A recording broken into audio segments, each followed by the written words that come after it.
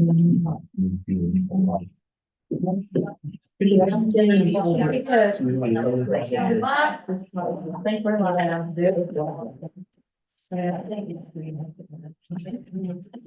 guys, we'll go ahead and get started. It is 3:09. I'm go ahead and call this meeting to order. Everybody will. If everybody will, go ahead and silence their mobile devices.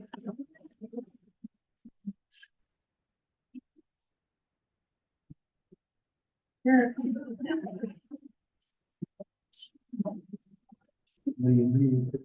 Jack, would you lead us in our invitation today? That's right. Our gracious Heavenly Father, as we meet this afternoon to decide the business of Mitchell County, Father God, I ask that you would be with us, that you would give us open ears and open minds as we make these decisions. Father, I pray for this county and the people of this county. I ask that you be with those, or all of us, Father, throughout the rest of this week. We ask this in your name. Amen. Stand up and just stare out that way, the flag outside. Through the wall. Okay.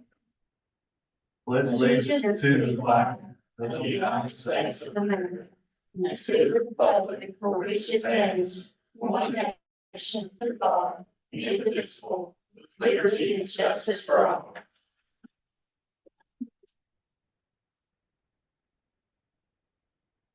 Can we have a sign on the road that says people can come in to it's a public meeting? I don't know, I just thought that maybe we were made too. Everybody should be very aware of their ethics and awareness, conflict of interest reminder. Do any of the board members at this time have one they would like to disclose? Possibly, me, Commissioner Roberts, are both school employees and school system is on the agenda tonight.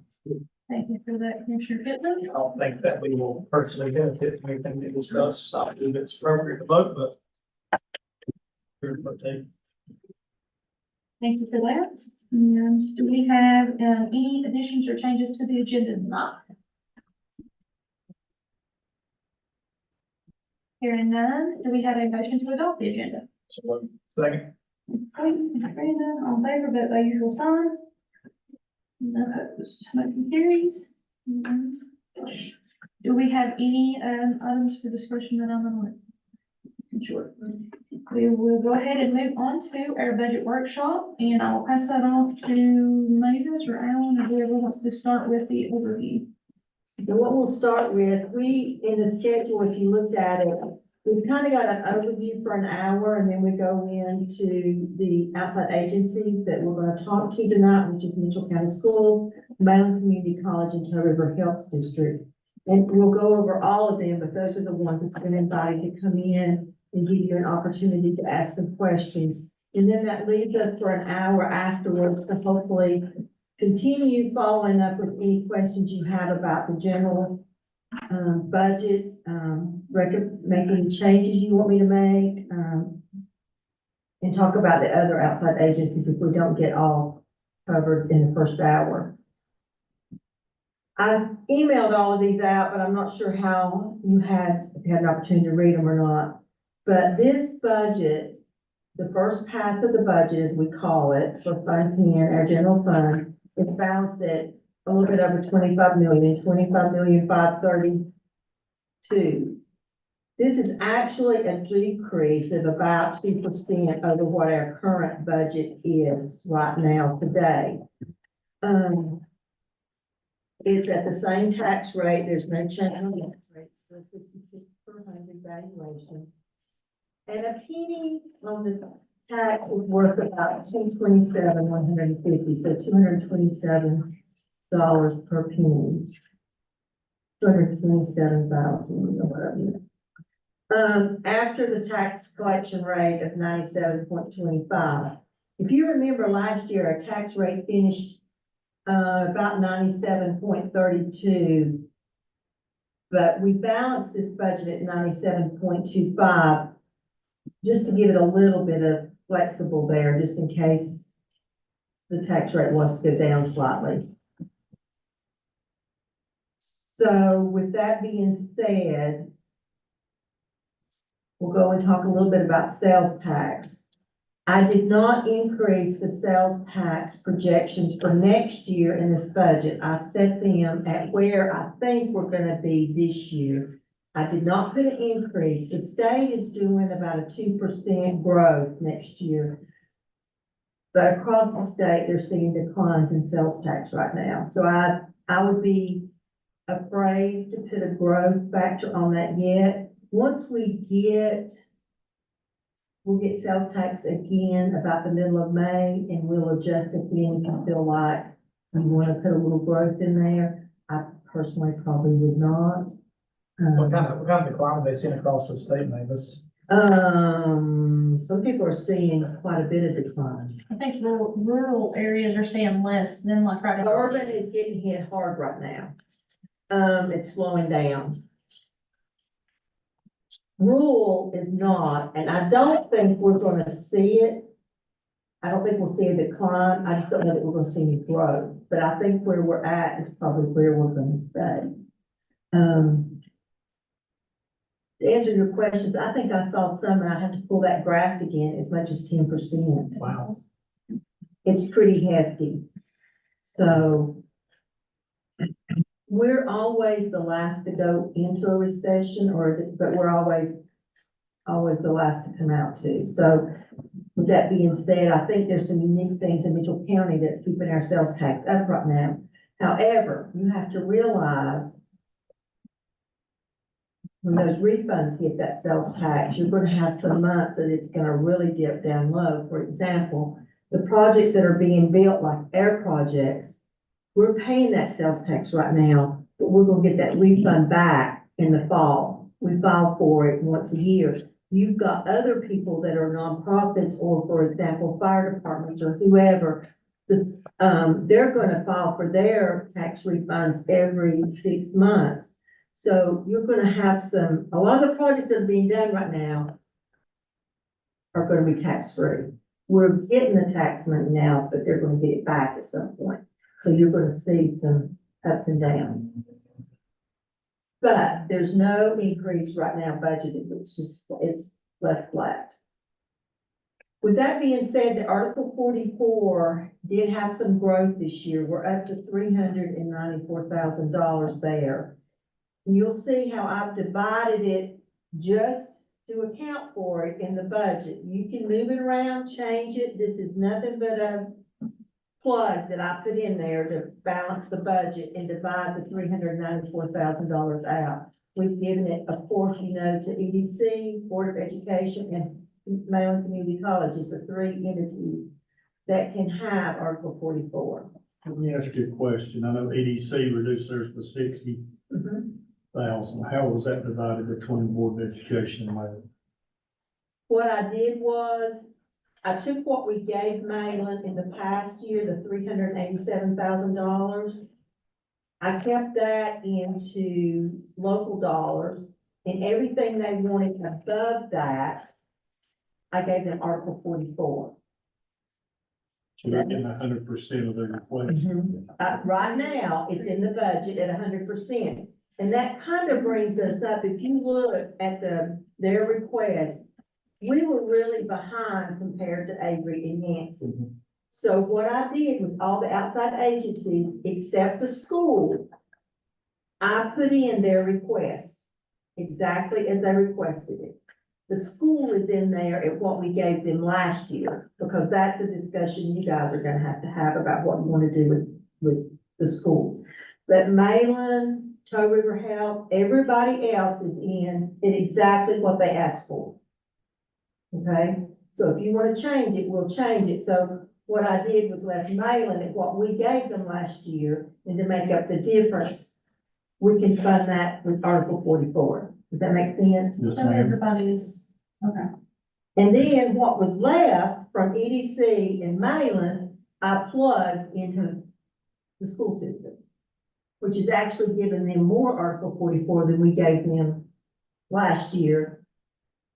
But that's because we're getting more Article 44 than we did last year. If we give them 157 and some change last year, And this year, I will potentially have 195 if that's how you want to divide it. But we can divide that.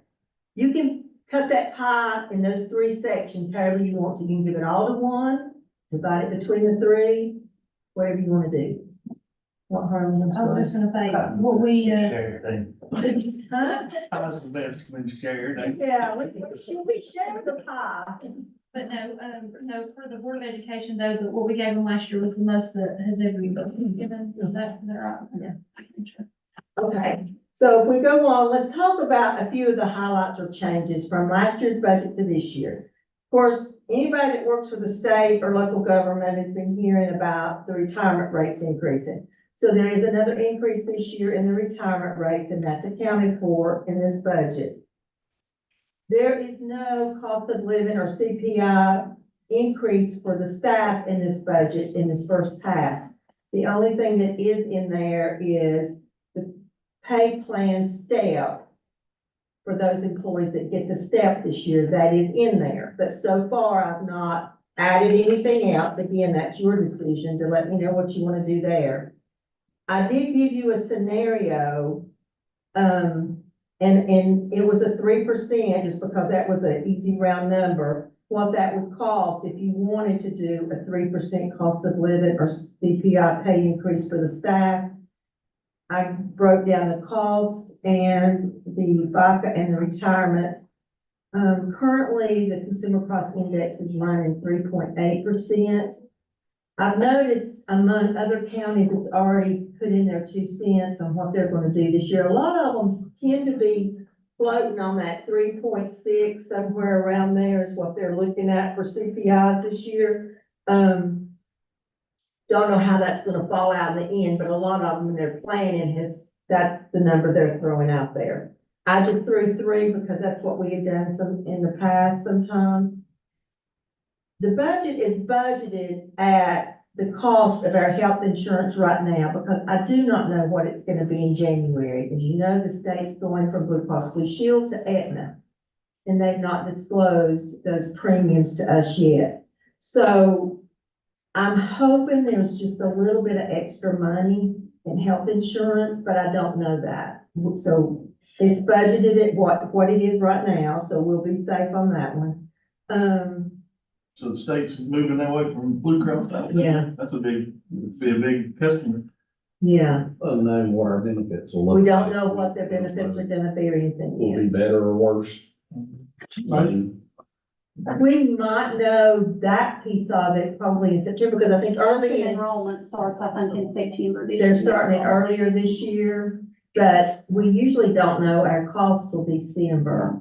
The state's notorious for not giving us that for December. On the, employees that are eligible for the step, how much that gonna be this year, just for the ones that? That is, I'll have to get you that number. I had it, but I can't pull it out of my head right now. 3% step. It's a but the 3% numbers show step, but it's not all the employees. cost.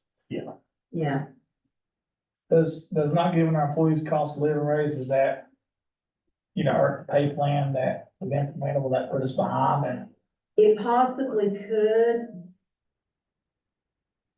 make us non? but you don't wanna do it, if you do it, I didn't put it in because number one, I wanted to get everything else in there first and then let you guys to see where we are and decide what you wanna do.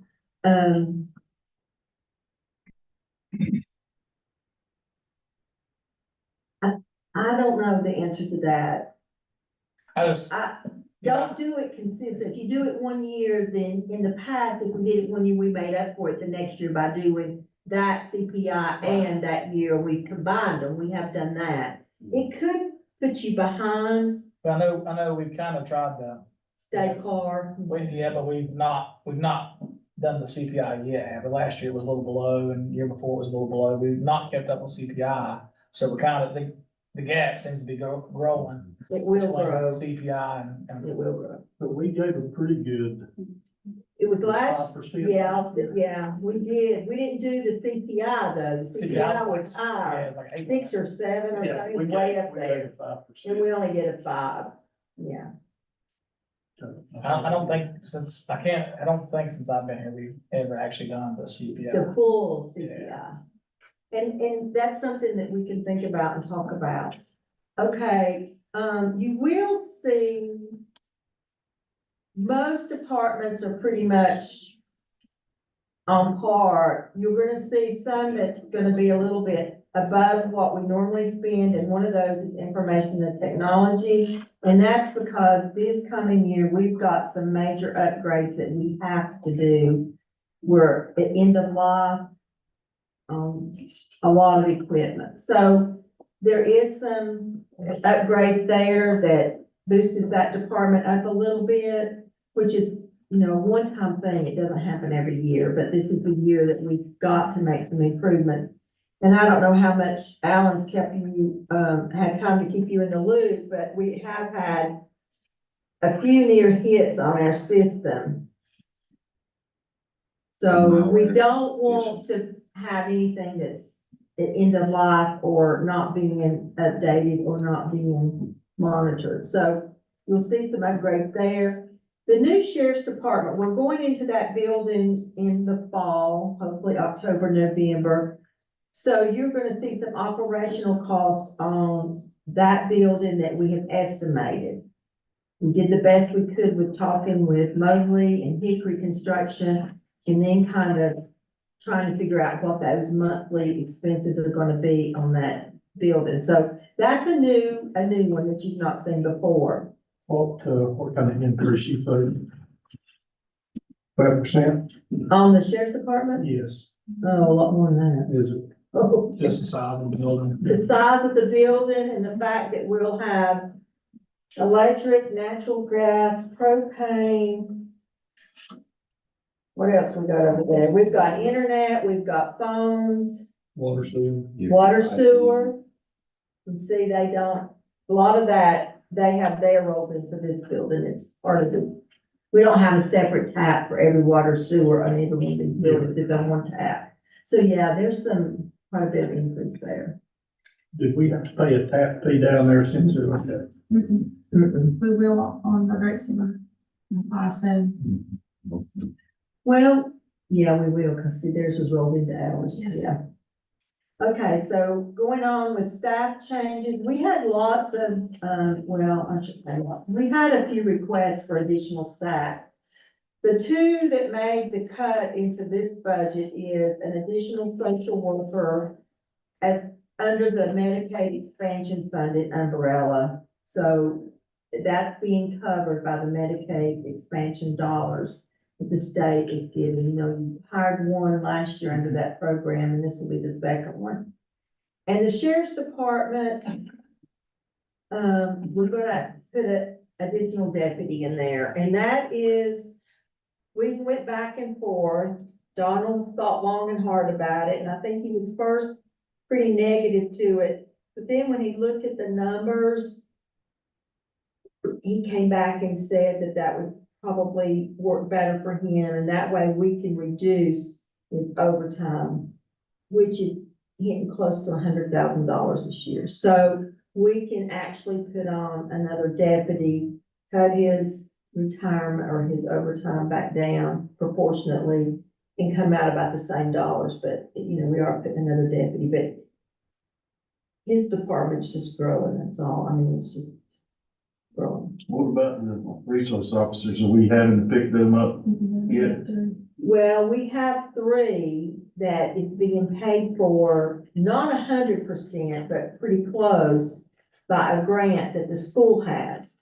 I have reached out to the school about 3 weeks ago when we were working on budgets and asked her about funding for this year because I knew it was a 2-year grant and she wasn't able to tell me anything about it. She don't know if they've applied. She don't know if we're gonna get it.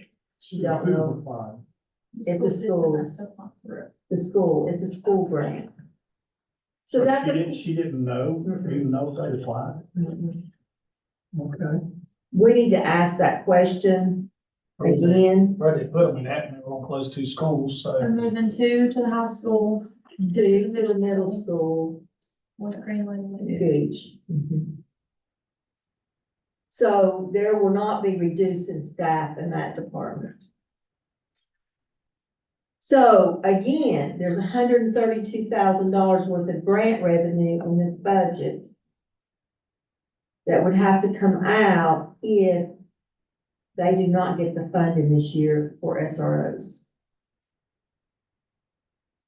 Might be a priority of this. Now, is that grant up this This year? year, If they don't get the funding, could we move one of them in potentially into the sheriff's department and have one of them in the That's a school? Donald decision, I think. That would be a Donald decision, and it would depend on whether he's got one of them that would want To to move come over? into the sheriff's department. Now, they do work for him in the off-season, you know, when there's not school going on. And they work for him on snow days and holidays. But just, that'd be, yeah, that'd be something we'd have to talk to Donald about. And if the school's willing to give up a SRO, I mean, I don't know. That's a conversation you'll have to have. But that's where we are on that. Outside agencies, you've got a packet. And again, all this did was list what each person asked for, and again, most of all the requests either come in somewhere, most of them are around 2.7% increase, which I thought was very good considering the cost of the CPI this year is way over that. Of course, Malin's looks more, theirs looks to be about 12%, but that's because we didn't fund them at their full request last year, so then when you look at what they're asking for this year, we're a little bit behind the 8 ball there. But everybody else's was pretty much in line. The animal shelter, actually, they didn't ask for any capital money this year, so theirs was down a little bit. Now they asked for an increase in operation. For operation a little bit, but it was very minor too. Okay. It wasn't that much. And of course, EDC is able to reduce their wish list this year, so, And the health department, was reduced by about $88,000 this year. So that's very good. That helped a lot. So then if we talk about capital, what we've tried to do is the things that you brought up. For example, I think, Brandon, one of the wishes, that he pointed out to us was to get some upgrades done to the DSS building because it is 23 years old now. So we are in the process of doing paint and flooring up there. We're going to take care of that this year. We're, working on some other things this year. So our capital is pretty minimal next year. Transportation does have about 4 vehicles that will be on the state replacement for next year. Remember, we pay about 10% of her capital, and state and federal covers the rest of that piece. That's the largest one. We did not do vehicle replacement last year with DSS because their mileage was good enough that we didn't have to. So we want to get back on getting those cars back on a replacement schedule. So we'll replace 2 of those this year. So that's in capital. And then the other one is the senior citizens building got some money from High Country a couple of years ago. And they had some projects and they've never done those projects yet. So we're carrying that forward another year. Was that the Rockwall? And the generator and adding on to the portico. I think she had 3 things on her list. Has she contacted you about any of that? I'm assuming they'll have to be bid back out since those. It's been so long, she's gonna have to get new prices and, process of done. double. So she's gonna have to relook at that and talk to High Country. We don't have the funds. High Country, it's a grant. High Country's got the money, came down during the COVID period, and they're trying to allocate that out among their counties. But she submitted projects, and Now, like you said, they're gonna have to be rebid and probably submitted, but there's a possibility because they did allocate $66,800 from Mitchell County. It's just that we've not been used yet. And it may be she only gets one thing out of it now that the prices have gone up. You know, she may have to reevaluate those projects and pick one or two versus doing three. It's probably getting that done sooner than later. Especially the generator, I think is the big one. Find out what. In my personal opinion, I don't know about y'all. We discussed last year, the generator to run the whole building, Mhm. not just the Kitchen. kitchen area. That way, if you have something bad happen. you can just You go know, get it. I would encourage her to put a generator in that runs the whole Just do the building. iron harness, it's got the gas line there, so they I mean, everything's, do a gas generator. now maybe there's one thing I didn't see, It's enough for that I thought probably would be the health department building. We're doing it now. Now, I've got a price out and, Okay. I'll be it set. Yeah, we're- Siding, windows. Yeah, that's all By ordered. June So 30th, actually. And they're doing their own thing. they're unpainting inside, is Yes, that what you're ma'am. saying? Okay. They got us that updated. Our last meeting that they're putting that out for pricing. Okay. New siding will be metal board and batten, kind of looking the same. Metal board and batten has a 50-year warranty. So it should be many boards before they have to worry about siding. Hopefully. So we are taking care of that now, trying to, Okay, thank you. and other things that, of course, you always have is your revaluation funding and, that is, you know, a state requirement. We have to put funds back every year to, be ready for reval. And the contingency, and I'll be honest, when I did this budget and we got down to the end, that's how much I have left, and I put it in contingency, which is 37,000, which. Is that out of our ones, we still have our 1 cent? No, Mhm. that's what's left of our 1 cent. However, I will say this about that, Brandon.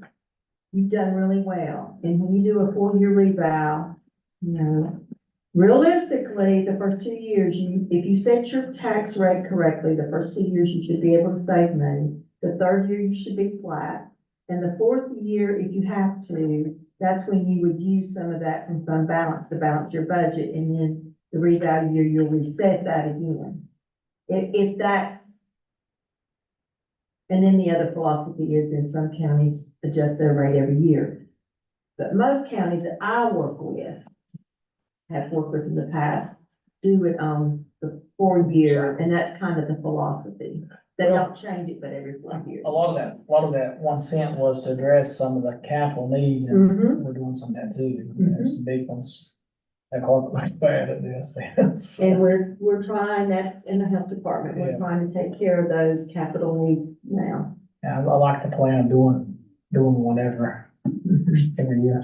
Yeah, and I know our strategy has been kind of catching them in the last quarter of the fiscal year, the last 3 months before budget turnover, and know our. Know where Well, we're Yeah, in at. case we had an emergency year, some That's kind of good. natural disaster, you know now you're settled and you got a little slosh fund to get those needs That's met. what you get with a veteran controller. Yeah. And if you don't, one reason we didn't want to go into this year with a lot of capital projects too is, number one, we've got the sheriff's department bill that's coming to an end, and we've got to do that move, and that's logistically gonna be a challenge in itself. And then we've got the beginning of the rec center back here. So that building project's gonna start when this one is ending, and then we have to talk about Bowman.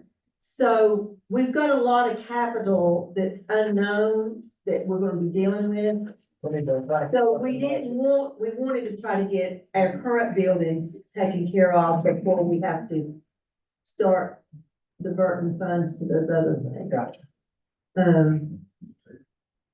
And that's also some things that's not in this budget yet, because we don't know is there, you know, we probably are gonna have some issues with the sheriff's department that we're waiting to see where we're gonna come in, but sometime during the first quarter, probably we'll have to do a budget amendment and pull that in if there's funds which we think there's gonna be a little bit of cost over what we had the grant for, so we'll have to address that then. And whatever we do with Bowman, we may have to spend some funds there before we start getting some grant funds for that to get us moving. So the 37,000 contingency is funding, that's left after funding everything with the exception of increasing the school. Is that? Right. What is in there right now for And the no school CPI fund is points. the same amount of money now. What we might want to do is talk just a minute about the school, since I think they're the first ones in. I guess what we did was, if you look at their operational, and it's always been the 2.172 million for several years. And I think Alan shared with you an email that he got from the school saying that that funding level was going to hurt their low wealth funding. That's like a big- And that we needed to add 23,000 and some change to their operational money. So what I did in the budget for next year, just in this first pass to plug the numbers in to keep it the same, I did take part of that extra money we gave them last year, which was $407,118, if I remember correctly. And what we did was, we took 23,000 of that and added to their operational, because that's what the low wealth letter said we needed to do. So now their operational funding, which guaranteed to have to give them every year, will be 2,196,179. Could you repeat that again? 2,196,179. And that increased from what we had been giving them of 2,172,622.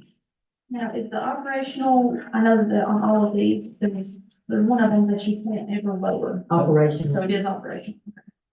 So what I did, the remaining of the 407, I divided that up between what we always call special appropriation and the Article 44 sales tax, and that makes up the difference of the 407, 118. And then, of course, we still have to fund the one-to-one technology, and that's $272,563. So that again. So right now, you have to do the operation, and I'm suggesting increase it by that 23,000 that the lady from Low Wealth said to do, which is 2,196,179. And you're locked in to the technology for a few more years at 272,563. So those two amounts, you're locked in. Anything above that is your decision. So Mavis, if we funded them, their whole entire request on everything, what? $969,000. So that, how much would we have to raise the property tax rate to cover their entire house? And, yeah, Well, if you pull out what we gave them last year and don't count that piece of it, and you count just the new addition on top of the 407, it came out to 2.34 cents, I think. So basically 2.5 cents on the tax rate. Okay. Would If you you give want me to the, fund them. Huh? I'm a little slow today. Okay, I'm slow every day, Jeff. Don't worry about it. What was their total request? 975? It was like 969 something. Okay. Yeah, So let's say 970,000. yeah. but it's not additional, it's only 500,000 of additional. Right? Yeah, we gave them 407, 118 last year, just as a give me. Right. Do whatever you want. We didn't want to earmark it to a program, it was theirs to spend. It was as they given called to it. them to use as seen fit. And so this year they're asking for like 970,000. 939,407.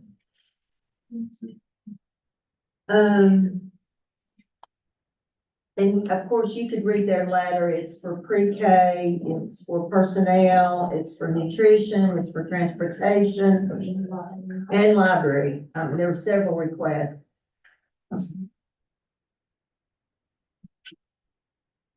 I don't know if Alan wants to talk about, So, yeah, we're just, wanting to look in here, if there's certain ones that you want to put a priority, if you had a pre-K, that you said, well, 939,000 okay. is 500,000 more Mhm. than we've ever given, and to the point that it's really difficult to find that kind of funding. Okay, let's talk a little bit though, what I wanted you to, I think we probably need to speak a little bit about is the road widening project and the Yep. fact that they're going to be asking us for 750,000 and some change for the road widening project. For the DOT to do that project, we could not do it because the DOT will only reimburse a school when a new school is built for any road changes. So we had thought early on that we would be able to do that project, but we're not. So the school's gonna have to do that project, pay for that project, and then send in the paperwork that it's done, paid for, and the state DOT will reimburse them that money. Nice question. How long are they saying the road will take to build? Well, I'm assuming it has to be done for all of us. 6 weeks is what the Okay. statement is. And it would be incumbent upon school personnel to follow through with that, and so we. So the DOT reimbursement has to be done by the school. Now, what we're hearing is the school may not have enough in their fund balance to cover it. So that leads on to maybe a proposal Mavis and I were talking about related to, let's say we fronted them the $650,000 or $750,000. 650 for the engineer and another 100,000 for the architect. And so 750,000, we front that. And then it gets reimbursed, and my understanding is when DOT reimbursements, they cut a check into the school and they got 750,000 unlocked to use where needed. So that covers the road. It's a capital need. That's something we kind of by statute. But it would be us paying for it. That's what We pay It for would- it. We would be paying for it out of our tax dollars, so We might pull it up front before this fiscal year ends. I would like to Looking pay it. for it this year. If we were to do something like this is just one idea, please, I don't want Chad pointing his finger at me anymore. Let's say, but one idea I do have is if we go ahead and front that money, if they do in fact need that money to do the project, let us front it to them now, give it to them. And then next year in their funding, you wouldn't need to fund them that extra money because they're 750. Hopefully by September, October, They already have. they're gonna get that back through the state reimbursement. Mhm. So we're actually fronting them 750,000 on their next year's request. Okay, and That's an idea. I want to throw some math out here too on that. So if we front them 750,000 and we pay 272,000 for 1-to-1, or 272,563 for our 1-to-1, we're pretty much exceeding their budget requests We are. of 9. Yeah, But they, $39. but So they wouldn't be able to spend it on what they want, they'd have to spend it on. they have to No, spend, they- they're earmarked for the DOT reimbursement. They gotta get that done. But once they get it reimbursed, once they get that project reimbursed, Then they they get can cut a use that check. money for whatever they and want. it sets in their coffers to do whatever they want, is my understanding. The DOT does it. They can get it back on. So that's a one throw and considers, y'all think on. They not asked, but I think that, from what I understand, they need us to front the money. We need to find that out. That's good, I was gonna say, how they get on the bottom. That's enough to find it out. Yeah. Can you pay for it or can't you? Do you have the fund balance to cover $750,000? And I think early on, we had hoped that we would have capital sales tax to fund that for them. But we're not gonna have it because it looks like the school bill is gonna. It'll Now, be on budget at best. and if there is some savings, we're not gonna know that at the end of the project, so it's gonna be all. You gotta keep your money in. So we Okay. can't front this like we don't have. Okay. Thanks. Hey, Arlo. They've got this first table set up for you guys. Hello. Come on in the house. Everybody looking through. Back in the back.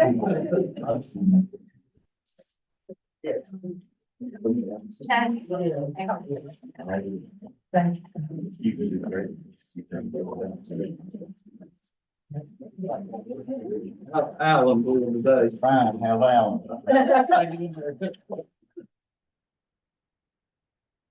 He's paying the Chad. How are you? Good. How are y'all? So I guess we've got our kind of pre-budget rundown covered. And, you all are first on the list today. You're at 4 o'clock, so you're special. You come on in here. We're gonna talk a little bit about all your budget requests. Probably have a few questions for you. But the layout we wanted to do today Behind you, Jen.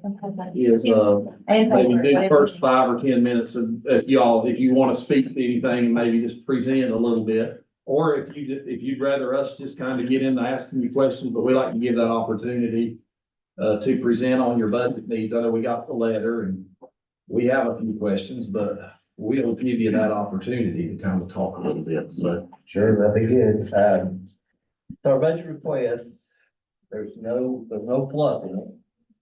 There's no extra. What we've asked for is what we need. We've survived the last 3 years on ESSER funding. ESSER funding's gone. So we actually had to go to fund balance quite a bit this year just to cover expenses, but we knew that. And we knew that last year, right before we were going into the new school, we sort of planned on that. We did know going into the new school, we would be able to save some money. We feel like we could save right at $600,000 going into the new school. But yet on top of that, we went, 1.1 in the hole this year.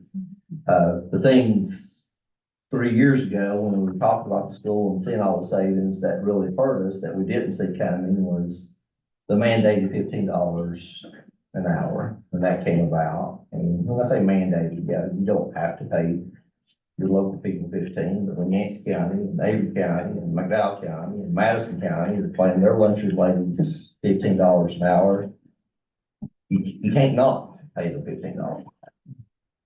So that hurt us drastically. I wish they'd have come up with a plan to gradually work into that, because at that time, our lunchroom ladies were making about $8.50 or $8.60 an hour, and we got from 13 that first year after, and then last year we got from 15. Then when pay raises come, that's, the state covers their pay raise, but they don't cover federal, small rural, low wealth, local, so we have to make that up somewhere. And we basically use all those funds for personnel, so when the raise comes, that's what we do. There's no county in the state that doesn't use local funding for personnel. We've had that discussion among superintendents. All 115 districts will tell you they use local funding for personnel, it's just part of it. And what you get into, and I'll give you a perfect example, next year's kindergarten, it's gonna be about 45 to 48 at Gooch. You can't have more than 18 to 20 in a class. By law, you can't have more than 20. So you got 3 teachers there, but you really don't need 3 full teachers. You get funded for 2.1, but you have to have 3. Same thing at Greenland. We're gonna have about 65 kindergartners at Greenland. So you need 4 teachers, even though you're funded for like 3.1. So that's where you have to bring in your local funds to make up that difference in teachers. That's I thought you guys were funding teachers by, your number of students. That's true, You're yeah, understating but K-3, there's mandated caps that the legislature put in place. You cannot go over those caps, like, let's say 65 at Greenland, and they fund you for 60, 3 teachers, 20, 20, and 20. But you can't put those 5 anywhere else. They give you a portion of the funding for that 4th teacher. And it has to be made up somewhere, and that happens at every grade level. Now, the new school helps that, because you got them all in one place, and it's not as drastic when you have a Gooch and a Greenlee. And the same way it was at Harris and Bowman, we ran into the same situation there when we had those two schools. What grades are the caps through, Chad? That's K3. K-3, yeah. And it's different, it's weird that kindergarten's 17, but they'll allow you, if you fill out a waiver, up to 20. First grade, 16. And they'll allow you with a waiver up to, I think it's 19. And then, second grade is, I believe, 17, and then third grade is 17. But that's, it's legislative mandate. And every time, we go up to 20, we have to fill out a waiver process, and we do, most of the times we have, especially during a lot of classes, 18 or 19, I fill out a waiver, and it always gets approved, that's no big deal. Puts a little kink in us because in PE, legally, you can have up to 60 kids in a PE class, except third grade, except second grade, except first grade, except kindergarten. They're held to those mandates too, 17, 16, and so on. With these numbers he just gave you, it's from being at Greenlee for 12 years, I can tell you, when you have the first 5 days of school, a lot of the people that didn't get to notice, like some of your Hispanic students, you get, I would get 10 to 15 at that time, Hispanic students, the number isn't that large now, it's lower. But There's always something that waits till last minute to enroll. and they're deciding whether to come or whether to take the state voucher. And the way they fund teacher assistants in K3 are terrible. I mean, we only have teacher assistants in K1, but the way they fund them is in a pot of money. It's not by years experience, it's not by job. Brandon's got 30 years experience, he's got a pay scale, and that's what the state funds. But if we have a 30-year TA, it's still a pot of money. So when you have teacher assistants with lots of experience, it eats up that pot of money quickly. So we have several TAs that we have to pay out of local because it eats the pot. We really push the legislature, not Senator Haas about that. That's not really fair. It needs to be a salary scale, just like teachers are, but it's not that way. It's a pot of money. And kindergarten or teacher assistant funding is crazy. It's like, I can't remember, I'll have it right in front of me, but it's like one TA for every 30 kindergartens. Well, you need a kindergarten, you need a TA in every kindergarten. So that measures you up too. That's why we pull, there's actually one TA for every 4 third grade classes. But we don't have one because we pull that position and put it down in kindergarten or first grade. So that's a problem too. But again, what put us here basically is the $15 an hour. That's what we're feeling is, just put us in a bad position to do that. And if you hear that all across the state, that's what you hear. I shared, Alan, I think I shared with you today, the low wealth calculator, and it's always an interesting thing to look at. I know you are going to address that at the board meeting, but if you look how that's figured, they look at the formula and what's really hurt these counties that had a recent tax revow. And I heard this in the superintendent's meeting the other day. Everybody that had a recent tax revow, of course, taxes went up, property values went up. That's just when COVID hit. People came in here and bought land without sight, and that happened all across North Carolina, and it went up. But the counties that had a recent tax revow got the heck slashed out of them, low wealth. Our low wealth funding went from, last year, we were eligible for,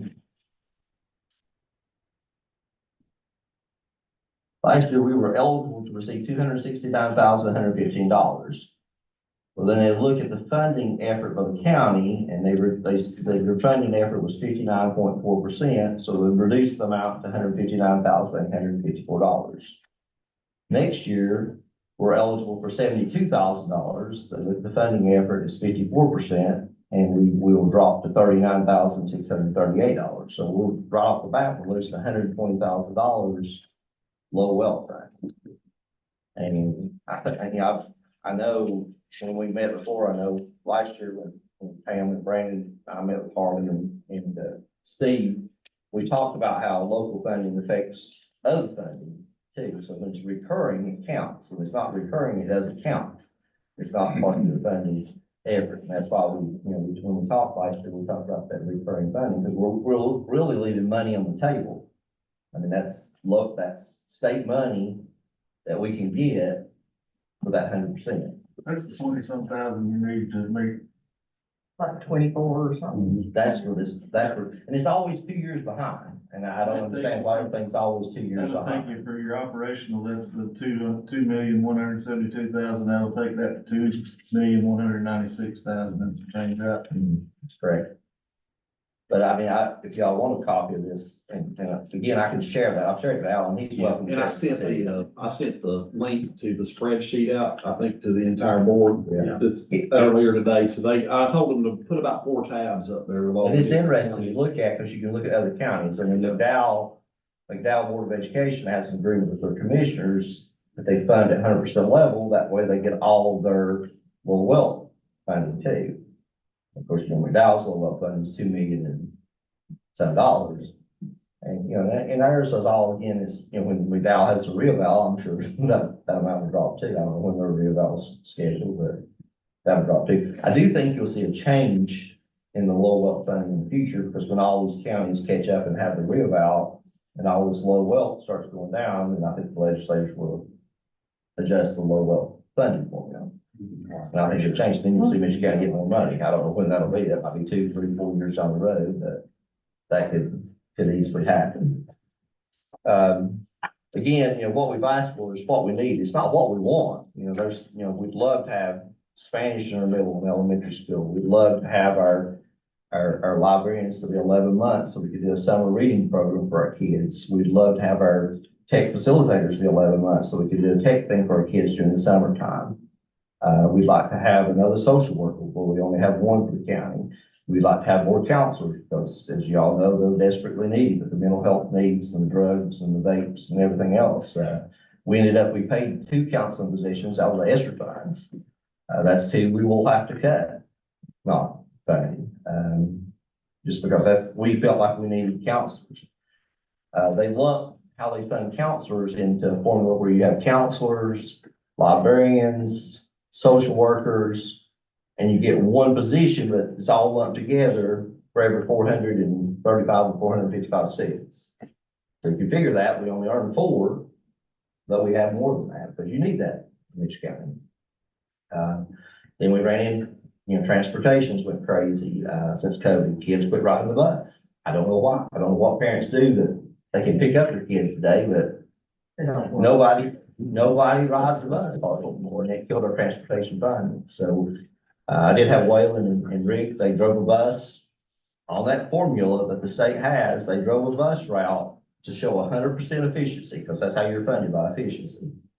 That bus route would have to leave at 4:30 in the morning to be 100% efficient. We'd have to be at school at 7:30, the bus would have to leave at 4:30 in the morning. Well, that's not realistic. I mean, it can't happen. You can't leave a bus at 4:30 in the morning. So we're never gonna get 100% efficient. I know the guy that retired from BPI was working on a rural school formula.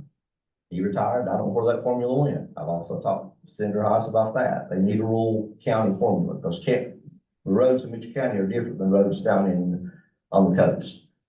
We always get thrown up to, I think it's Vance County. They always throw us, I can't remember what county, I know that, I can't remember what county it is, but they always throw up to us this county and says they run 3,700 students on 8 buses. Well, you look at that county, it's a very small county, it's a very flat county, and it's not far in between their schools. I could probably run that county on 8 buses too. But when you have a kid that lives, and Alan knows what I'm talking about, as far as you can go up to the Rome, that last house on the Rome, got a kid lives up there now. You still have to run that route. You have to go up the end of Hughes Gap. You still have to run that route. Go to Poplar, Pigeon Roots. And the Spruce Pine don't have short routes either. I mean, the Crabtree, the Switzerland, you run all those roads. That's an issue too. So transportation's killed us. We're gonna try and encourage kids to ride buses, especially, you hate to say you play the game, but especially during bus ridership count week. If you ride the bus one day a year, get on the bus that week. So we can count you, so we can get funded. So we're really gonna try to push that this next coming year. But again, that didn't help us next year, because they look at it the year after. And then food service, y'all know how the prices of food and everything's went up there, but we did that in our presentation. We don't know if we can offer CEP again next year, or if it's better to offer, go back to pay like we did. We'll have to do what's most economical, best for our county. I would rather do it free for every kid, because I think we got a lot of hungry kids. But to do that, we're gonna have help with child nutrition. Well, the biggest thing about that, from my standpoint, is not that, you know, some of the kids can very easily afford what they want to eat, but the stigma of going up there and getting a free lunch in front of others, I don't like that. I don't like to see a kid have to feel bad to go up there and turn down a free lunch and go hungry because they can't have it. I don't like that. You know, if we can get, you know, that would be great. But going back, you know, what we ask for is what we need. It's not the EL teacher that we'd love to have. It's not the additional officers we'd love to have. It's not the autistic specialist we'd love to have. It's not tutors. It's not another social worker. It's not the alternative skill program that we desperately need. It's not a high school chorus or music teacher. It's not the drama for middle school. It's not an AIG teacher to address the needs of our AIG kids. It's not two Spanish teachers. It's not reading or math coach. Those are the things we need, but we're not even asking for in this budget. And we're working other sources too. I go to Raleigh tomorrow. I meet with legislators Thursday all day long. Multiple senators, multiple representatives I meet with trying to get funding for these things. So that's what ends up, that's what you do now as a superintendent. You have to do that. We've written every grant we could write. We've received a lot of grants. And thankfully, I've got a central office team that knows how to write grants and knows how to get grants, because we've gotten a lot of grants, and we've got a lot of grants open out there that we hope to hear from soon. And then, you know, above and beyond, what we requested is which is really separate funding, is the funding for our pre-K program. You know, we opened a pre-K last year, and I feel like we have probably the best pre-K in the state. It's unheard of to get a 5-star rating your first year of opening. No one does that. No one hardly gets a 5-star rating that's been open 10 years. So, you know, I had Jennifer and Anthea that worked so hard on that, and it'd be a shame to let that program go, but that's a separate funding request. That would be my opening. So I'll open to any questions, and I'm sure our board members are, and Beth can answer any financial questions. My first question, Chad, the SRO, I know that in the past you guys have applied for a grant for the SRO. ma'am. Are you guys applying for that again? Are you not? What I've talked about to Senator Heiss on that grant's still good another year. And I asked him, I said, is this something that's gonna be there? And this is what he told me word for word. He said, Chad, can you imagine us doing away with that grant and then something happened at the school? He said, I can't see either side ever doing away with that grant. He said, I think that's here to stay. And that was his exact words to me. So you know, it is good already next year, but it was a 2 years. And from his perspective, I don't think any Democrat or Republican would ever do away with that grant. Because like he said, can you imagine if they did, we didn't have those SROs and the school got shot up or something? I mean, it just, I think that's here to stay.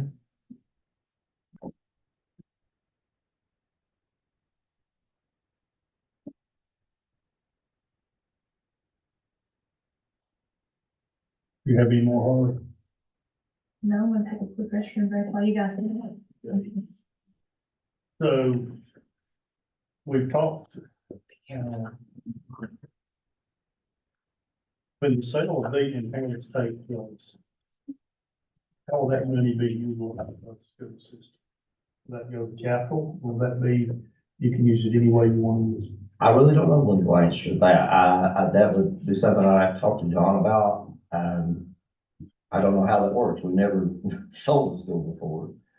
I don't know if that goes in your general fund. I don't know if that goes to capital. I don't know if there's restrictions. I don't know if there's not restrictions. I don't know how much we're going to get for it. I don't know if you all want it or not.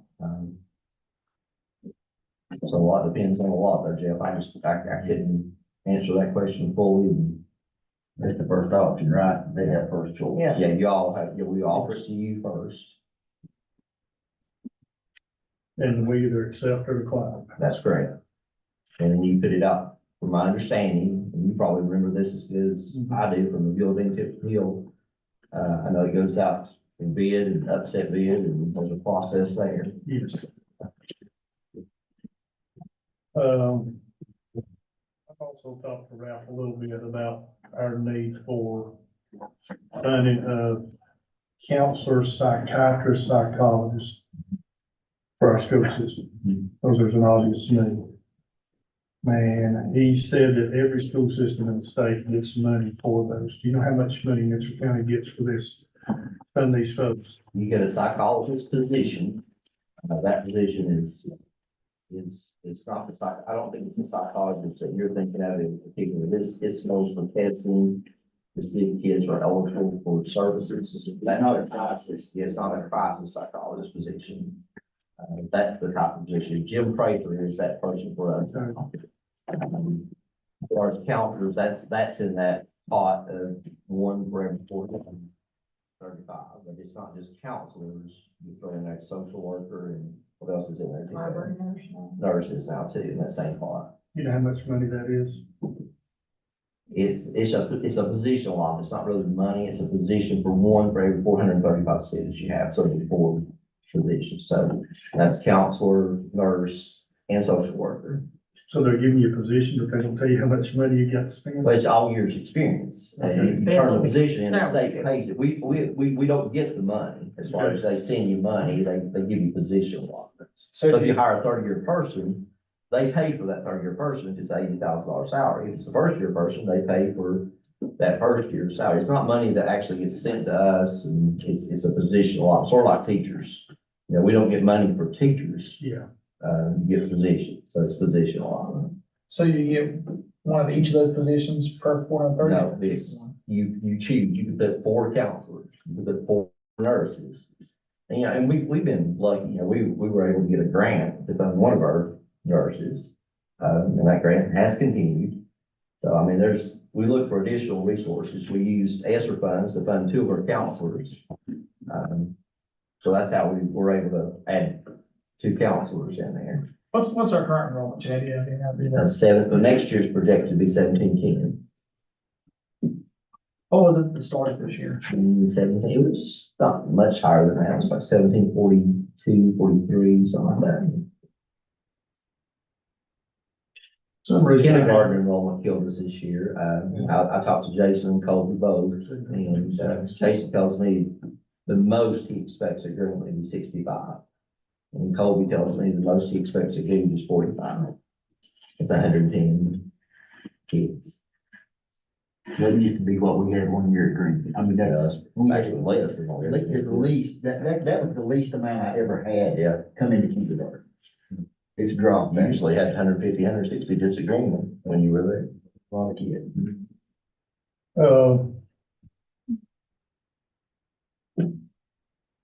You talked about projected savings when the school shut down on about 600,000. And I don't think any of that would involve teaching positions. That would affect current teachers that have not already retired and gone back to teaching. I think the last notes I had in our meeting was 7. You had 7 teachers that had retired and the system had brought them back in, so those folks really won't be losing an income since they're retired. We'll actually be sending 2 positions home, without a job. One is a teacher and one is, I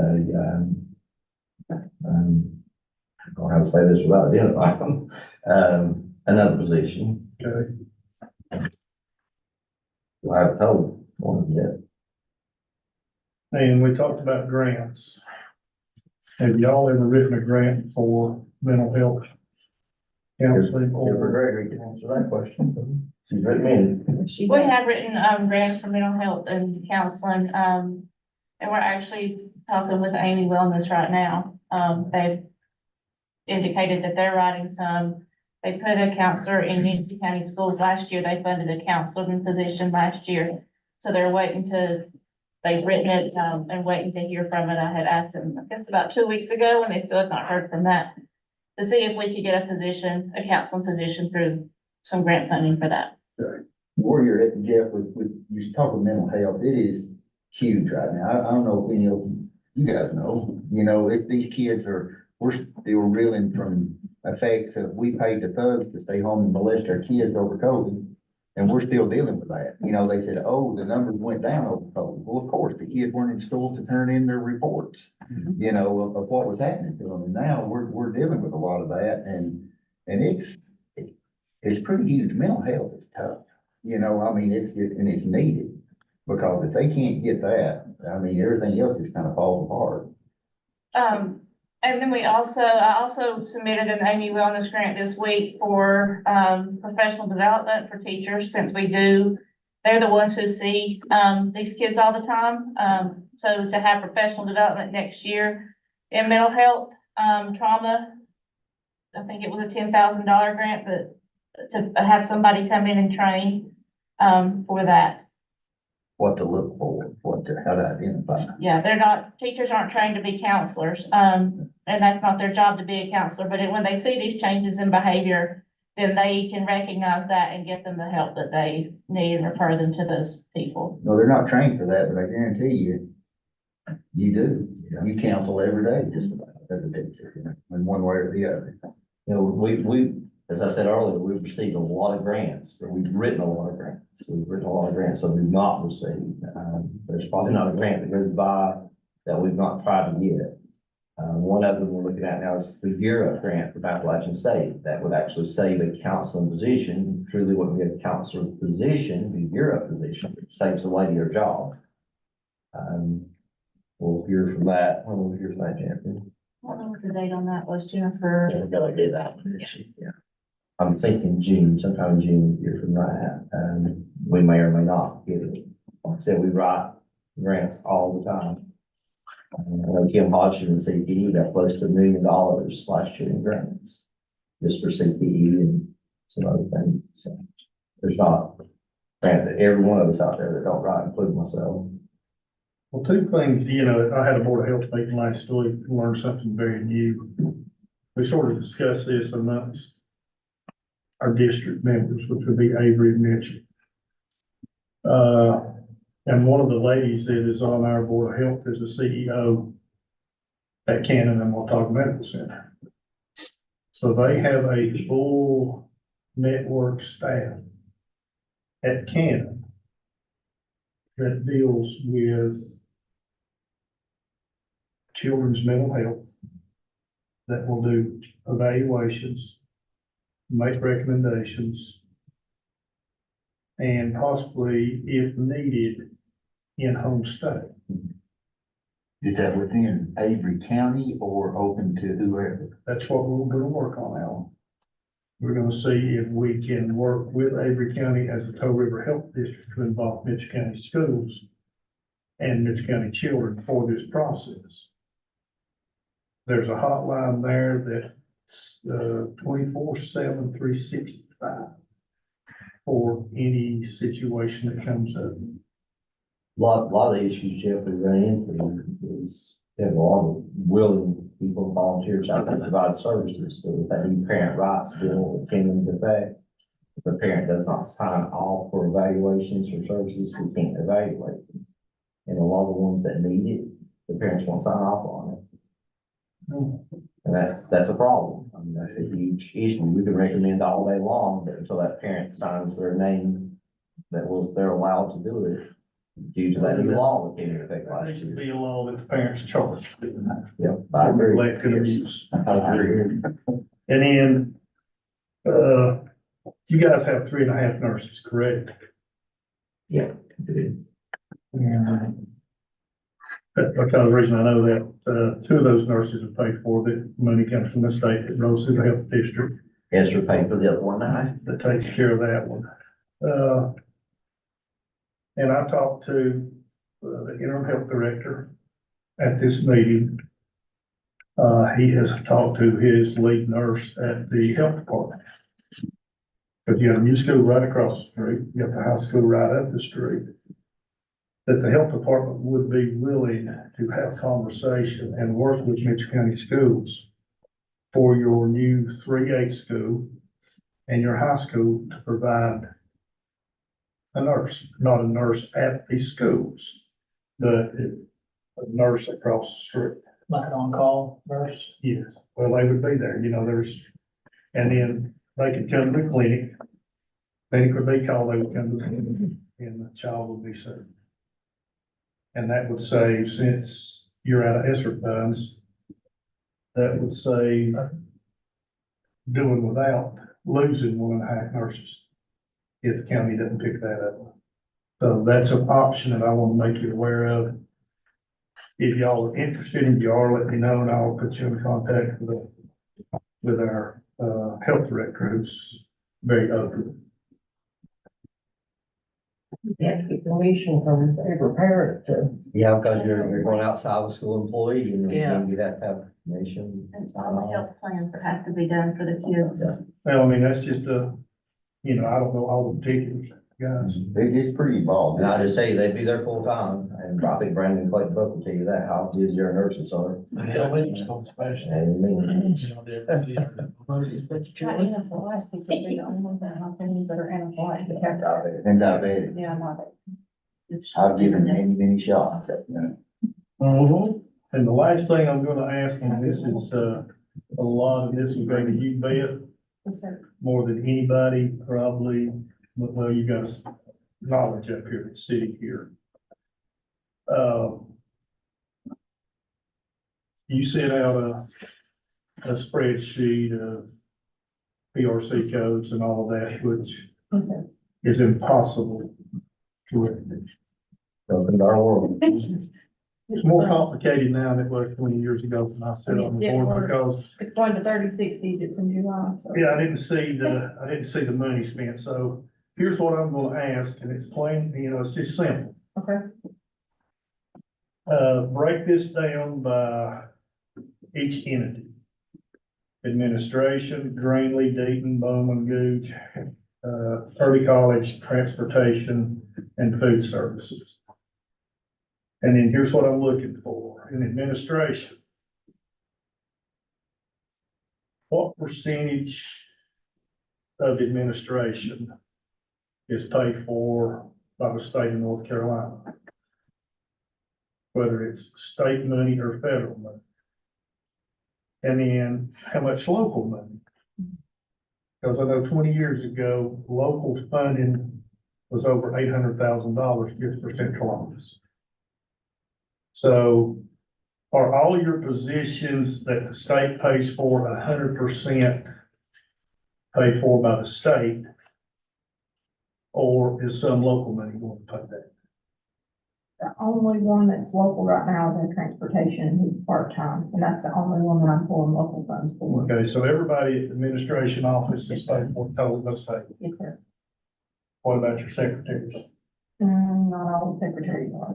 Can you give me a figure on how much local money goes into just administration? Mhm. The county office. Oh, at the county offices, they're not paid, are you talking about at the county office? Yes, ma'am, that's county office. I'm That's sorry. all, it's all state, everything's state at the county office. Secretaries are? Yes, sir. We only have two now. Yeah, Okay. Yeah, So 100% of 100% is it's paid. paid for by the Yes, sir. state. I think when you were there, we had five, yeah.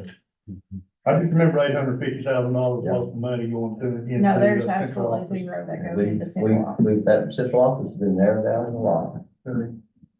Now, there might be people, sitting there, but when you were there too, there were people that said office jobs that sat in other schools that were hidden too, but they're not hidden anymore. They're there. But could you break that down by each entity, each PRC code by each school, Where local goes. where local goes, where state goes, where federal goes, and the percentage and how much it is, so I can see how much local money is going to what entity or what particular school.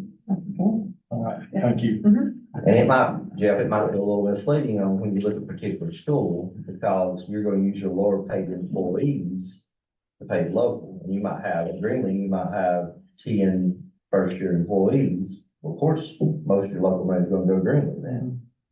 So it's not really, when you look at that, you're not looking at the true fact. You're just looking, you put the money, The put biggest local salary money go with to the the state. cheapest, yeah. Yeah. But yeah, I mean, when you see that on a spreadsheet, you're gonna say, dang, Greenlee's getting all kinds of local money, why is Duke's not getting all this local money? It's because they have those first year people there, or those lower paid employees there, so it's. I can pull that up, I don't have time, and we go to Mitchell County Schools and see whatever employees Mhm. in the school system gets paid. And it's public knowledge, public record. I just wanted to know percentages, so all your principals are paid totally 100% statement. Nikki, There's no local money that pays principal. no, sir. Good. Their salaries for the state every bit of it, and their positions as well, Mhm. the principals are. And a lot of theirs is based on their test scores, and I'll give you an example, that's probably knowledge. Stacy Brawlson, it's A school, Mhm. Lake Grove. She's second highest paid employee in Michigan school. Yeah. But it's all state paid. She made what, close to $102,000 last year. But she had high test scores, high growth. We don't control that. That's by law. And that's not fair. It is what it is, but it's not fair. No, you're right. I mean, And you had Jason Hall sitting over at Greenlee with no test scores, and he could never go any higher than what he is. Well, and you take teachers, you go on test scores for teachers. Okay, Alan might be, one of my teachers, and he's really good with, rough little boys. Or, Pam's good with middle school girls and drama. So I give her them, her test scores automatically are gonna be lower. Now, is that fair? Yeah, I mean, you know, you got someone fulfilling a need, and I agree, the way that's funded. well, I mean, I see what the city's trying to do, you know, they're trying to say, okay, we're gonna reward you, you're a good teacher. They don't look at the kids that's in the classroom who you're trying to teach. The early college selects their students too. So, I mean, that's, Hell, I think credit wrong. Well, no, that's not true. I totally, absolutely disagree with that. But they do get And, selected. that's not true. Well, they They do not select. take the cream of the crop, but they do not take discipline issues as much, and that makes a difference. But as far as academically, no, I know kids up there with 80 IQs, you know. yeah, the early college was set up to take the kids with high IQs or from a family that could pay to send them to college. It was set up that Right. that student would go if that child was, having a learning issue, maybe a dropout issue because of home life, or couldn't go to college. And that was a whole role and purpose beside the early college, and that's how those kids were initially chosen. Well, I'll be honest, I'll give you a personal story. Yeah. My daughter is up there. She was not playing sports. She just wasn't fitting in. Yeah, I mean, it was getting ready to go south in a hurry. Up there, she has gotten involved. They have given her personal attention, personal tutoring, you know, and she has just blossomed. I mean, it is because I'll be honest with you, I'm not sure she would have made it through the year without having to have major counseling. And I mean, we could see it coming, but you still got to deal with it. You know, how many parents don't see it coming or know how to deal with it? You know, and that goes back to the mental health part, but I mean, it made a huge difference for her. And it has, I look at some of those other kids up there. I go back to a girl I had arrested back in high school. Her daughter was in the early college, was valedictorian. The girl I had arrested was street fighting in Johnson City for money. Her daughter graduated there and has gone on to college and doing really well. That opportunity, it met what it was supposed to do. And there's lots of stories like that. There's lots of kids that got in Carolina way that would probably been basically drop out. So it's been very beneficial for that. As I always said, that type of kid that doesn't play sports, that doesn't fit in a regular high school, that may not have went to college. And those of you who sat on the board a while and heard those kids come over and present, it's touching it out. It was. That mama that I had arrested after that board meeting came running toward me, and I didn't know whether to run or what. I didn't know she was reaching in her pocketbook to get a gun or what. And she gave me a big hug, you know. She said, if you hadn't done that, where would I be? But, you know, I didn't know that's what she was gonna say. But, you know, this happens all the time. You know, you try to do what's best, do what's right regardless, you know. One thing about the urban college, it is self-sufficient. They do fund, the state does fund them. There's nothing put in, that we put in there. Other than that liaison, we have to pay part of that salary through Mayland, that's our agreement through Mayland, but they provide the building, the electricity, so it's sort of a trade-off. If we had to provide the building, electricity, Be about the same cost. Does those numbers go toward our enrollment or It's just the what, numbers, the they do students? count toward our goal, yes, they should be. That's part of it. It actually helps us, because they get funding and funding. So they are usually in good shape, not great shape, but good shape. And Jeff, I wanted to mention, ladies can probably provide this with you, I didn't print it out, but on our audit, it tells you last year, it breaks it down on page 15, it'll break it down by each. And I think I've got that. Yeah, it breaks it down and shows you like, exactly, it doesn't really have. Well, thank you for giving me the page. Yes, absolutely, that'll be. That's a whole lot of That's a reading lot, to get yeah. to a certain point. Mavis can probably just go in and print that one page if you want her to on that, and it'll show you exactly. Now, that was last year's report. And then the last question or discussion, let's talk about, the pre-K. I had the pleasure of going out, going to the classroom, both classrooms, watching the kids. Saw how the playground was set up, actually ended up in the lunchroom. Because I wanted to see how they responded in that type of setting. It's pretty good, for a bunch of kids now. You're asking for an additional, correct? And that would be housed at Gooch? No, it's to keep those same two positions going next year. We use grant funding to keep it going. Okay, so you're not adding a third, you're just trying to keep the same. The same two two. positions. So one would be at Gooch and one would We be, would work to get one of these, it may take some time like it did at Greenwood. yeah, We gotta fix the room and get, because there's very specific but you'd things. still take the same number of kids, Yes. even though Gooch Yes, is so not. we're only allotted a certain number of slots, that's right. Yeah. Okay. And if you, I understood if you had open slots, a parent could pay $500 a month That's correct. to have their child come to pre-K.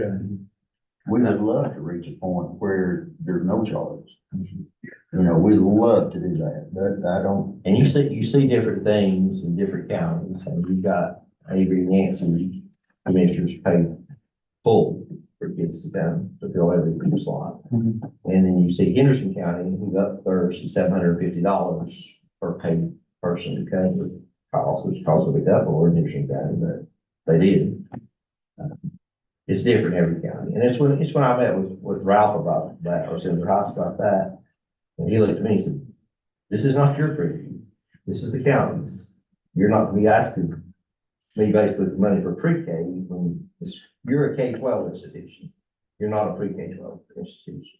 I wish they would make this a pre-K-12 institution, because I think it needs to fall under DPI, and it needs to be under those guidelines, but it's not, it is a separate entity. It is, and I talked to him about that, you know, a lot of requirements, but no funding. That's right. we get a lot of, Is what it boiled down to, and I think we all got a letter from DHHS about pre-K, because DHHS is over pre-K. And my understanding of that was they want to roll that from under their auspice to under DPI.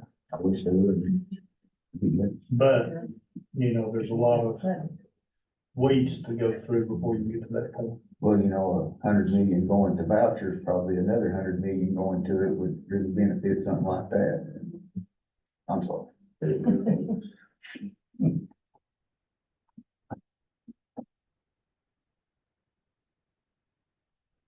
Anybody else? You guys have any questions for us? I had a quick question. Okay. So it looks like last year we gave you guys 191,000 in Article 44 sales and 216,000 in special appropriations. I know last year you guys come with a lot of needs, and I guess I was just, we kind of didn't earmark that long, so spend it where you guys thought was most needed. So I'm just curious where that need was last year. Where y'all were at. Public personnel. We had 3.3 million extra funds that we ended up having to transfer to the new school. And that's what filled in the blanks there. Also covered transportation last year, covered child nutrition. That's a big time, yeah. I was gonna ask one, we are kind of finance office myself and talking with the commissioner, we're trying to like quantify and close out things. as far as middle school build, and then we're looking at auxiliary gym athletic complex. How is your fund balance? If you all have to do the $750,000 road widening, do you have enough fund balance to cover it? Okay, I was curious about that, because that was something we're kind of discussing and going around about how we're forward and how, and what we're And gonna. that's 100% refundable, right? It is, that is the thing about that. So, you know, the way that's set up through DOT is it has to be invoiced to the school, and then the school can refund I'm with actually. reimbursement. And I know they, And I'm pretty sure he's been put in contact with some, Danny should yes, be. he's got some good, yes. So the district engineer was the one that's supposed to have that purview, because I thought we had to do it, so I dove into it. Right, yeah, it's all on your. Yeah, all my That's Very stuff. helpful. And so, my other question related to that, if you get reimbursed, does that money get to go where most needed on the reimbursement of that? Okay, There's no strings attached. so that's what No, I it's, was it's curious just about put that. my general fund is according to Cool, that's what great. a lady that I spoke with. Thank you. That kind of helps us. We're kind of trying to clarify where y'all were on things and.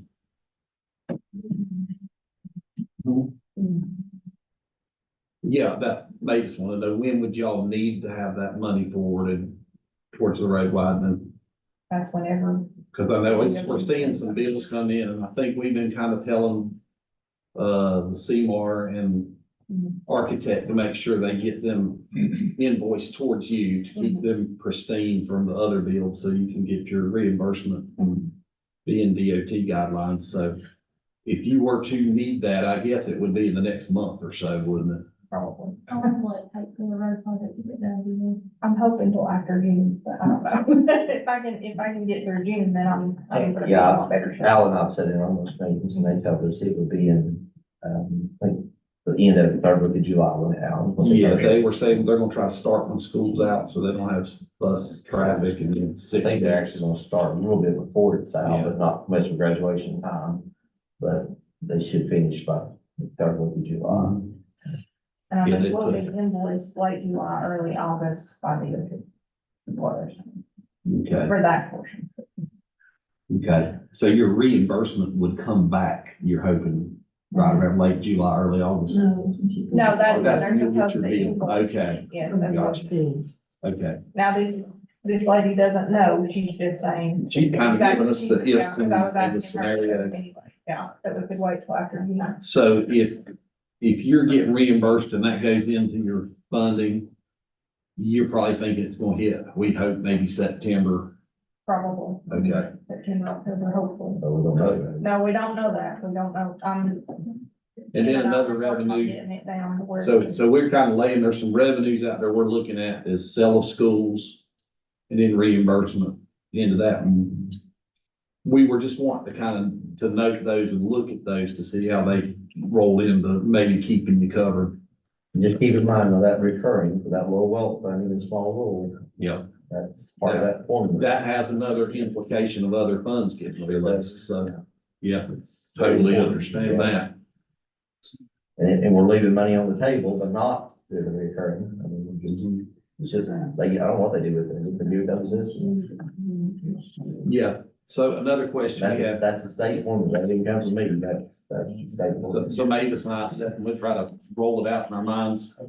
The 23, I think the board has that on the next meeting agenda. And let's say the board passes it. Does that rectify it? Does it bring it back? Like I know, That'll take care of that 1 year. Yeah, okay, that'll handle that year. We're trying, like I said, they're always 2 years behind. I don't know Okay. why. But this was looking at the 21 year. The next year they'll look at the 22 year. Probably send us another one. yeah, so next year there's a 23. chance we might get There's a another. chance we might get another one, so they'll hold their money. And yeah, that's why if we get reoccurring in, and Mhm. it fixes next year and the next two. Okay. Or ask us for this budget. There's one of the two counties in the state got that letter. I know the counties in straight that letter. Yeah, that's good points and just kind of wanting to figured all through that, so appreciate that information. And I mean, we're coming in. You know, we've sort of echoed this for 5 years now, and ESSER was the only thing that saved us. We've been all frustrated, we hadn't got the ESSER funds. And there's no fluff in this request. I mean, there's things we want to do for our kids and our kids deserve that I mentioned earlier. I mean, we need those other positions that we're not even asking for. We need an alternative school that we're not even asking for. We need an ISS teacher. There's lots of needs. I mean, you think about how you put kids, keep them busy in the summertime. I mean, if you had our middle school librarian open the library in the summer and then they'll bring kids over there to read and work with them. I mean, look what a difference it's making our county, our kids. I think everybody here wants to do better for the kids. It's not about us. It's not about me. It's not about our board. It's not about our employees. It's all about the children. And I think every kid in this county, it's the same. I'll give you a perfect example. Library books. We're bringing this new school. We've written a grant for that. New library books outfit the new school is $367,000. My grandson bought our own library book, current NFL running backs. Guess who was in this library book? Probably O.J. Simpson. Now, that's a shame. That's a shame. We gotta do better than that. We've got to do better than that. I mean, we've got to get library books. But we're busting our butts to get right grants, to get our kids some library books. They're expensive. Well, that's my question. Anybody else on here? I just had one other question, and I don't know that it's necessarily we've got the time today to discuss it, because this is a budget workshop, it's not really a construction, meeting. But Pam, Alan, would your board be opposed to doing like a board-on-board construction thing, because there is so many variables on the table, like the construction of the new school, the auxiliary gym, closing Harris, closing Dayton, like, I feel like that could take like a whole meeting itself. I'm sure the rest of them, Yeah. be I talked to fine. Brandon yesterday, he was on board with it, Yeah. but he said to leave it to you guys. Sounds good. So, do you have a time frame that you guys would be Our next Open. meeting is the 24th, Yeah. of May? May 24th. Is it 24th or 23rd? Especially for. Oh, the 23rd. Hey, The 23rd, Thursday, 24th, Friday. right. Yeah. Isn't it? Because after the 24th, I'll be gone for a week there. We can do it before then. My commission board, you guys have any specific dates? It was sort of odd when we went to Harris to officially close Harris and Dayton. We announced the meeting was at 5 o'clock, and at 5 o'clock, nobody was sitting in the boardroom. Nobody. And the board started their process, officially closed the school, then 2 came in, 4, 6, 8. They came in 5:30, 15, 20, 25 people were sitting in there, but the board had already closed. but we normally meet at 5:30, so I reckon they didn't read the. So when I came out, I looked around, I saw who it was, it's the neighbors. Yeah. That's it was, it's all the neighbors around Paris and Dayton, so I explained to them, this is the process, it's all through the county, and then we'll come back, and we definitely want to hear your input. I remember being in the same situation at Gilladine, I was worried about what's going to happen to Gilladine. We kept hearing there's gonna be a drug rehab facility, Gilladine School, I didn't want these druggies down below my school, my grandchildren living next door to it, I was concerned too, and they were concerned too. And I understand people's concerns like that. And once, Chad explained, what the process was. And They all got up and left. Yeah, because they wanted to know what was gonna be there. Yeah. And One day. I was not happy today, I was just asking Steve, he has the busiest schedule of us all. So, you guys have a specific date in mind, or do you wanna call Brenda and, Sam and? I know we had to move our board meeting. I know Brandon is gone the week of the 12th. Yeah. I know Brenda's gone the week of the 5th. Brenda's on vacation the week of the 5th. Brandon's on vacation the week of the 12th. That's why we had to move our board meeting to the 23rd. What day are you looking at? I mean, I would think probably before we all finish our budget stuff, just so that we're all Well, if on you the same. give me one, I can. could we do it on the 23rd before our meeting? Just come early. I don't know. Could we do that? That's a question for you guys. It's pretty good ways out. There might be some I mean, if y'all don't feel no pressure on decisions, there are some things that. But we feel pressure on decision. I gotta tell people by June first. I know, you're kind of like in that, yeah, Yeah. so we wouldn't mind to maybe do it in the next 2 weeks. Well, we're talking about construction. maybe, right? Yeah, there's a lot of construction implications on budget. That's kind of Would what Brenda be willing just to like maybe phone in? If she's anywhere and I don't know. on this side of the continent, yeah. He's a wild one, I don't know. If she's biking or across who knows where. So if next week would work with you guys, I'm game with next week, sooner than later, but it's up to everybody else other than me. I'd rather not do it Thursday. Okay, I mean, I can if need be, but I sort of tend to have plans on Thursday. so does a Tuesday work? Yeah, Does Tuesday Let's work try for you? it. That's- What date is that? The seventh? 7th. Chad, Okay. I don't want to put you on the spot, Chad, but question for you, on population wise. Do you know how many employees Harris has got total? I mean, employees, And if you don't, just, I can give you this as a list and you can get it back to me. It's completely up to you. I don't, we count custodians, and lunchroom, and ISS, and principal. Say 25 to 30. We count everybody, bus drivers, and then I was gonna ask you for Bowman and Deacon too, the totals. Deacon will be very comparable, Bowman will be slightly smaller. Bowman's Deacon will be actually a bit higher, because they'll have, third grade has more teachers. And then what's the total we're expecting to have at the new school? Employees, Yeah, 102. 102. I'll tell you that exactly. Harley, what time and where? Where you pick, I picked a day, so you guys pick a time and a location, and I'll be there. 7th work for you, Stu? Next It's Tuesday. the day after we're meeting, so. You're always welcome to meet here, I mean, if you want, but just wherever we're good to go your way to, doesn't matter. We might have Tessie set up out there, would probably be better. Yeah. That should be fine. We meet Monday. So 7th here. We have got to see you. May 7th here. What time? What time? So we- Y'all can set the time. When are we back? What time's good for May y'all? 7th, what time? Steve, Evening. evening's better for Thursday you. the evening, if possible. 6 to 8 for anybody, everybody, I don't know. 5:30 or 6. Yeah. Work better for Around me. there. Work good for me. 6 would be good. But if it doesn't with everybody else. 6, is that what you said? If you guys can do that. 6 o'clock, sounds good to me. My babysitting hours are over then. I'll have Dan fed for then. EDC boardroom, 6 P M, May 7th, EDC boardroom right here. And if that doesn't work, Alan, just let me know. Okay. We were Pam, either one. It, you know, Raymond. Yeah. Raymond. Yeah, I think I've got something. Yeah, I've got something, I'm bring it, I can get them. Okay, we can all see and clean them. But I know there's a lot of people been asking like, what's going on with this? What's going on with that? I mean, so that way we're just all on the same page and I think it'll be good. I think I know every one of you guys. I'll say something personal. I just got the 5th member of my basketball team. That's Neil Zach.